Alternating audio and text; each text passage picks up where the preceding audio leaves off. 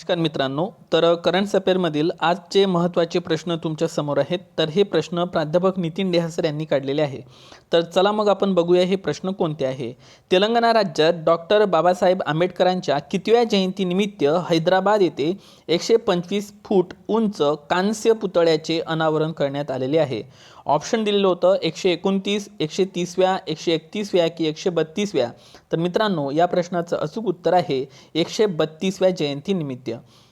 तुम्हाला लक्षात ठेवायचं आहे, हा जो पुतळा आहे हा 125 फूट उंचीचा आहे आणि कांस्य पुतळ्याचे अनावरण करण्यात आले आहे. आणि राज्य लक्षात घ्यायचं आपल्याला तेलंगणा. तेलंगणा राज्याची निर्मिती हे 2 जून 2014 रोजी झालेली होती. हा पॉईंट तुम्ही इथे लक्षात घ्या. दुसरा प्रश्न आहे, महाराष्ट्रातील कोणत्या जिल्ह्यातील महानगरपालिकेने भिकारीमुक्त शहर हा उपक्रम सुरू केलेला आहे. अत्यंत महत्त्वाचा प्रश्न आहे. ऑप्शन होतो कोल्हापूर, पनवेल, पुणे की नागपूर. तर या प्रश्नाचं अचूक उत्तर आहे नागपूर. आणि नागपूर ही आपल्या महाराष्ट्राची उपराजधानी आहे, त्यामुळे तुम्हाला हा प्रश्न इथे लक्षात ठेवायचा आहे. त्यानंतर व्याघ्र राजधानी सुद्धा नागपूरलाच म्हटलं जाते. हा पॉईंट तुम्ही इथे लक्षात घ्या. भिकारीमुक्त शहर हा उपक्रम कोणी सुरू केलेला आहे, तर नागपूर शहराने सुरू केलेला आहे. त्यानंतर रेशीम उत्पादकासाठी विमा योजना सुरू करणारं देशातील पहिलं राज्य कोणतं ठरलेलं आहे. ऑप्शन होतं तेलंगणा, उत्तराखंड, ओडिशा की कर्नाटक. तर या प्रश्नाचं अचूक उत्तर आहे उत्तराखंड. हा प्रश्न पण तुम्ही पाठ ठेवा, कारण एक्झाममध्ये यावरती प्रश्न विचारला जाऊ शकतो. त्यानंतर पुढचे प्रश्न बघा. एकूण 20 प्रश्न आहे, पण अत्यंत महत्त्वाचे प्रश्न आहे बघा. त्यानंतर प्रश्न दिलेला आहे की नाटोचा 31वा सदस्य देश कोणता आहे. तर ऑप्शन दिलं होतं स्वीडन, तुर्की, हंगेरी की फिनलँड. तर 31वा सदस्य देश बनलेला आहे फिनलँड. तर मित्रांनो, नाटो या संघटनेची स्थापना ही 4 एप्रिल 1949 मध्ये झाली होती. हा पॉईंट लक्षात घ्या. आणि नाटोचं जे मुख्यालय आहे ते ब्रुसेल्स, बेल्जियम या ठिकाणी आहे. हा पॉईंट तुम्हाला इथे लक्षात ठेवायचा आहे. 30वा सदस्य देश म्हटला तर फिनलँड. ओके. त्यानंतर संपूर्ण रेल्वे नेटवर्कचे विद्युतीकरण करणारे देशातील पहिलं राज्य कोणतं ठरलेलं आहे. ऑप्शन आहे हरियाणा, हिमाचल प्रदेश, केरळ की महाराष्ट्र. तर या प्रश्नाचं अचूक उत्तर आहे हरियाणा. तर 100% लक्षात असू द्या, जे रेल्वे नेटवर्क आहे तिथे ते विद्युतीकृत झालेलं आहे. आता विद्युतीकृत झालं म्हणून एक पॉईंट तुम्हाला लक्षात ठेवायचा आहे की भारताची पहिली विद्युत रेल्वे हे 1925 मध्ये मुंबई ते कुर्ला दरम्यान धावली होती. हा पॉईंट लक्षात घ्या. आणि 2025ला या घटनेला 100 वर्ष पूर्ण होणार आहे. आणि जर तुम्हाला विचारलं साधारण रेल्वे कधी सुरू झाली होती, तर ती 1853ला लॉर्ड डलहौसीच्या काळामध्ये सुरू झाली होती, मुंबई ते ठाणे. हा पण पॉईंट तुम्ही इथे लक्षात घ्या. ओके. त्यानंतर पुढच्या प्रश्नाकडे जाऊ आपण. हा प्रश्न दिला आहे मित्रांनो, जागतिक आनंद निर्देशांक 2023 डिक्लेअर करण्यात आलेला आहे. यामध्ये भारताचा 137 देशांच्या यादीत कितवा क्रमांक आहे. 121वा, 122वा, 124वा की 126वा. तर या प्रश्नाचं अचूक उत्तर आहे 126वा क्रमांक लागतो. वर्ल्ड हॅपीनेस इंडेक्स म्हणजेच जागतिक आनंद निर्देशांक 2023 मध्ये भारताचा 126वा क्रमांक लागतो. त्यानंतर सर्व मॅनहोल्स, गटारे स्वच्छ करण्यासाठी रोबोटिक तंत्रज्ञान वापरणारं पहिलं राज्य कोणतं ठरलेलं आहे. ऑप्शन आहे महाराष्ट्र, तेलंगणा, केरळ, कर्नाटक. तर या प्रश्नाचं अचूक उत्तर आहे केरळ. मित्रांनो, स्वतःची इंटरनेट सेवा उपलब्ध करून देणारं पहिलं राज्य केरळ हेच ठरलेलं आहे. हा पॉईंट तुम्ही लक्षात घ्या. आणि भारतामध्ये सर्वात जास्त साक्षरता असणारं राज्य कोणतं आहे, तर ते केरळच राज्य आहे. आणि केरळला जो समुद्र किनारा लाभलेला आहे त्याला मलबार असं म्हटलं जाते. हा पण पॉईंट लक्षात घ्या. आणि एक पॉईंट आपण लक्षात घेतला होता मागं की मलबार युद्ध सराव हा 4 देशामध्ये होतो. एक आहे इंडिया, दुसरा आहे अमेरिका, तिसरा आहे जपान आणि चौथा आहे ऑस्ट्रेलिया. हे 4 देश पण तुम्ही इथे पाठ ठेवा. त्यानंतर 8 नंबरचा प्रश्न बघा कोणता आहे की एकता बंदर सध्या चर्चेमध्ये आहे. तर एकता बंदर कोणत्या 2 देशातील संयुक्त प्रकल्प आहे. भारत आणि बांगलादेश, भारत आणि मालदीव, भारत आणि बांगलादेश की भारत आणि इंडोनेशिया. तर या प्रश्नाचं अचूक उत्तर आहे भारत आणि मालदीव. तर हा पण पॉईंट तुम्हाला इथे पाठ ठेवायचा आहे. आणखी काय लक्षात घ्या की भारत आणि मालदीव दरम्यान एक युद्ध सराव असतो. त्या युद्ध सरावाचं नाव मी तुम्हाला सांगतो, एकुवेरिन नावाचा युद्ध सराव. ओके. एकुवेरिन युद्ध सराव तुम्हाला लक्षात ठेवायचा आहे भारत आणि मालदीव. ओके.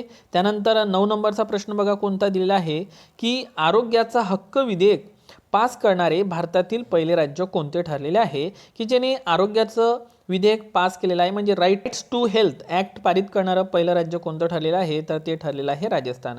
मात्र तुम्हाला जर विचारलं राईट टू वॉक्स कोणतं राज्य आहे, तर चालण्याचा अधिकार देणारं पहिलं राज्य पंजाब आहे. हा पण पॉईंट लक्षात ठेवा तुम्ही.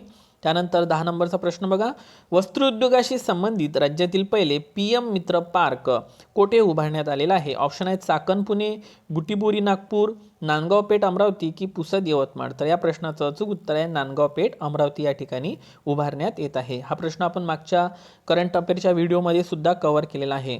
पंचतारांकित वसाहत आहे बुटीबोरी, तर ते नागपूरला आहे. हा पण पॉईंट तुम्ही इथे पाठ ठेवा. त्यानंतर 11 नंबरचा प्रश्न आहे, रिकामी जागा यांची महाराष्ट्र शासनाच्या स्वच्छ मुख अभियानाचे ठीक आहे सदिच्छा दूत म्हणून कोणाची निवड करण्यात आलेली आहे? स्माईल अँबॅसिडर म्हणून. तर ऑप्शन आहे अजित आगरकर, महेंद्रसिंग धोनी, अमिताभ बच्चन की सचिन तेंडुलकर. तर ऑब्विसली या प्रश्नाचं अचूक उत्तर आहे सचिन तेंडुलकर. ओके, त्यानंतर 9 प्रश्न आहे आणखी, ते बघूया आपण कोणते आहे. तर बघा मित्रांनो, 12 नंबरचा प्रश्न आहे, अलीकडे RBIने अर्ज प्रक्रिया सुलभ आणि सुव्यवस्थित करण्याच्या उद्देशाने कोणते सुरक्षित वेब आधारित पोर्टल सुरू केलेले आहे? ऑप्शन आहे सरिता, सुविधा, सुरक्षितता की प्रवाह. तर या प्रश्नाचं अचूक उत्तर आहे प्रवाह. आता मित्रांनो, आपल्याला RBI बद्दल माहिती पाहिजे की RBIची स्थापना ही 1 एप्रिल 1935 मध्ये करण्यात आली होती. तर RBIचं राष्ट्रीयकरण 1 जानेवारी 1949 मध्ये करण्यात आलेलं होतं. आता तुम्ही मला खाली कमेंट बॉक्समध्ये सांगा की RBIचे सध्या गव्हर्नर कोण आहे? ते 25वे गव्हर्नर आहे. खाली नक्की कमेंट बॉक्समध्ये सांगा. RBIचं मुख्यालय मुंबई. देश अधिकृत ब्रिक्स गटाच्या न्यू डेव्हलपमेंट बँकेच्या म्हणजे NDB जी बँक आहे ते ब्रिक्स गटाची आहे. पहिल्यांदा हे पाठ ठेवा. आता ब्रिक्स गटामध्ये कोणते 5 देश येतात याच्यावर प्रश्न विचारला जाऊ शकतो. एक येतात ब्राझील, रशिया, इंडिया, चायना आणि साऊथ आफ्रिका. सो हा 5 देशांचा एक समूह आहे ज्याला ब्रिक्स म्हटलं जाते. आणि या ब्रिक्स गटांची एक बँक आहे जिचं नाव आहे NDB. तर या NDBचा 20 फेब्रुवारी 2023 रोजी जो 9वा सदस्य देश बनलेला आहे तो बनलेला आहे इजिप्त. सो हा पण तुम्हाला इथे पाठ ठेवायचा आहे इजिप्त. ओके, खूप इम्पॉर्टंट क्वेश्चन आहे, लक्षात ठेवा. त्यानंतर 14वा प्रश्न आहे, जगातील सर्वात लांब रेल्वे प्लॅटफॉर्म ठरलेल्या हुबळी प्लॅटफॉर्मची लांबी किती आहे? ऑप्शन आहे 1507 मीटर, 1605 मीटर, 1707 मीटर की 2025 मीटर. या प्रश्नाचं अचूक उत्तर आहे 1507 मीटर. प्रश्न पाठ ठेवा मित्रांनो, अत्यंत महत्त्वाचा आहे. आणि हुबळी हे ठिकाण कुठं आहे? तर हुबळी हे ठिकाण जे आहे मित्रांनो ते आहे कर्नाटक या ठिकाणी. सो हा पण पॉईंट तुम्ही इथे पाठ ठेवा, अत्यंत महत्त्वाचा प्रश्न आहे. त्यानंतर पुढे बघा, CO2 आयात करणारा व समुद्राखालील दफन करणारा जगातील पहिला देश कोणता ठरलेला आहे? ऑप्शन आहे स्वीडन, डेन्मार्क, नॉर्वे की संयुक्त अरब अमिरात. तर या प्रश्नाचं अचूक उत्तर आहे डेन्मार्क. हा प्रश्न पाठ करा, एन्व्हायरमेंट रिलेटेड आहे. आणि आता मुख्य परीक्षेला पर्यावरण पण ॲड झालेले आहे, त्यामुळे हा प्रश्न उपयोगी ठरेल. पुढचा प्रश्न बघा 16 नंबरचा, 10 मे 2023 रोजी बंगालच्या उपसागरात आलेला मोखा, ज्याला मोचा चक्रीवादळ म्हटलं होतं, याचं नामकरण कोणत्या देशाने केलेले आहे? ऑप्शन आहे श्रीलंका, येमन, मालदीव की इंडोनेशिया. तर या प्रश्नाचं अचूक उत्तर आहे येमन. ओके, सो पाठ ठेवा, येमेन नावाचा देश आहे. CBI म्हणजे सेंट्रल ब्युरो ऑफ इन्व्हेस्टिगेशनचे नवीन संचालक म्हणून कोणाची नियुक्ती करण्यात आलेली आहे? तर सेंट्रल ब्युरो ऑफ इन्व्हेस्टिगेशनचे नवीन संचालक जे झालेले आहे ते झालेले आहे प्रवीण सूद. लक्षात घ्या, याआधी कोण होते? याआधी होते सुबोध कुमार जयस्वाल.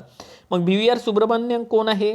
तर BVR सुब्रमण्यम हे नीती आयोगाचे 4थे CEO आहे. आणि नीलमोहन कोण आहे? सध्या यूट्यूबचे नवीन CEO आहे. हा पण पॉईंट तुम्ही इथे पाठ ठेवा. आणि एक लक्षात असू द्या, CBIची स्थापना हे 1 एप्रिल 1963 मध्ये झाली होती. तर 1 एप्रिल 1963 मध्ये CBIची स्थापना झाली असल्यामुळं लक्षात घ्या 2023 मध्ये 60 वर्ष पूर्ण झाली आहे. आणि 60 वर्ष पूर्ण होणे म्हणजेच हिरक महोत्सवी वर्ष होय. 50 वर्ष पूर्ण होतात तेव्हा सुवर्ण महोत्सव वर्ष. ठीक आहे, सो हा पॉईंट तुम्हाला इथे लक्षात ठेवायचा आहे. 18 नंबरचा प्रश्न बघा, भारतातील केंद्रीय जलशक्ती मंत्रालयाद्वारे घेण्यात येणाऱ्या पहिल्या जनगणनेचा संदर्भ कालावधी कोणता असेल? तर उत्तर आहे 2017-18. पाठ ठेवा, प्रश्न महत्त्वाचा आहे. आणि याचे शेवटचे 2 प्रश्न आहे मित्रांनो. नीती आयोगाच्या अहवालानुसार सन 2016 ते 23 या 5 वर्षाच्या कालावधीत देशभरातील किती कोटी नागरिक हे बहुआयामी दारिद्र्य रेषेतून बाहेर पडलेले आहे? मल्टी डायमेन्शनल पॉवर्टी इंडेक्स हा 2010 पासून काढला जातो. हा पण तुम्ही लक्षात घ्या मित्रांनो. त्याच्याशी संबंधित माहिती आहे. तर 13.5 कोटी लोक आपल्या देशामधील गरिबीतून बाहेर पडलेले आहे असं अहवालात सांगितलं गेलेलं आहे. आणि 20 नंबरचा प्रश्न आहे, 10 मे 2023 रोजी महाराष्ट्रातील कोणत्या नगरपालिकेचे रूपांतरण महानगरपालिकेमध्ये झालेले आहे? जालना. तर हे होते आपले अत्यंत महत्त्वाचे 20 प्रश्न. लेक्चर कसं वाटलं नक्की खाली कमेंट बॉक्समध्ये सांगा. आणि आपल्या टेलिग्राम चॅनलला, यूट्यूब चॅनलला सुद्धा काय करा, जॉईन करा. लवकरच भेटू, तोपर्यंत take care and thank you so much.